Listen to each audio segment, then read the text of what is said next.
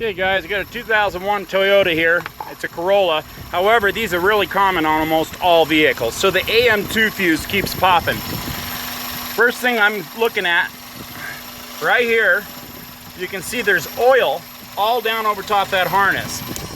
See how I just touched the wire to it and it died? It popped the fuse. Now I'll go back over here, check this out. We'll pull the AM2 fuse and it's blown.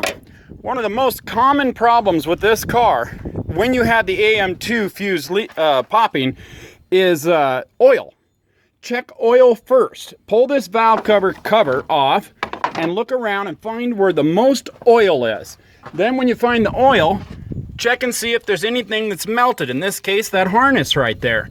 That's the #1 issue for these vehicles. Don't waste your time looking up underneath the dash, checking wires, checking other fuses. There's 3 other things you're gonna check, but this is the most common and it's easy to find as long as you get in there and wiggle the crap out of it. It's not gonna hurt you, it's not gonna bite you.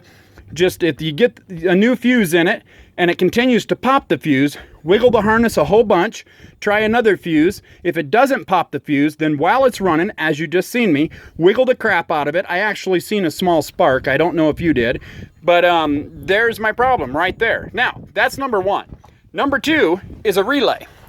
This EFI relay can cause the same exact issue. So try swapping it with another relay. And in this case, the horn is the same, so you can swap it. And that's #2. If it stays running, then swap out the relay. #3 is your fuel.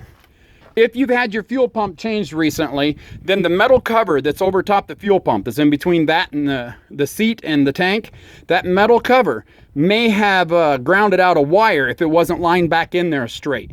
That's #3. And #4 is going to be the condenser. This one has coil packs. So here's your condenser right here. Unplug it, see if it stays running, doesn't pop the fuse. If it doesn't, you're good to go.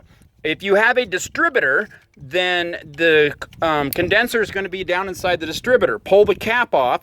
It's about as big around as a dime. It's about 1.5 inches or to 1.25 inches long, and it's silver, same color as a dime. Disconnect it and see if it doesn't pop the fuse and it stays running. If so, change your condenser. What's a condenser for? For static on your radio. So you don't have to have that to get home. Just like your EFI. If it is the EFI relay that's blown, you don't have to have that horn to get home, right? So these are the things that you want to check for first. In our situation here, we've got a ground short. And it'll always be a positive wire that's grounded to short. But remember, this particular fuse, the AM2 fuse, is connected to spark and connected to fuel.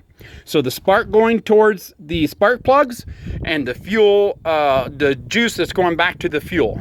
I hope that makes sense. So I hope this video helps you out. Please do me a favor, guys. If you find a different situation with your car, then please leave a comment down here telling what it is to help everybody else that has a Toyota. Now, if it is one of these problems that I just told you, one of the 4, leave a comment anyway, because they can sit there and look and see, okay, it's always been this exact same issue. It's always been the condenser, or most commonly it's the EFI, or most commonly it's that spark problem that Thomas said right there where it's leaking oil.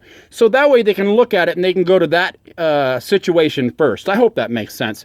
Please click like, please click subscribe, click on my name underneath my video for all my other videos, and once again, guys, enjoy.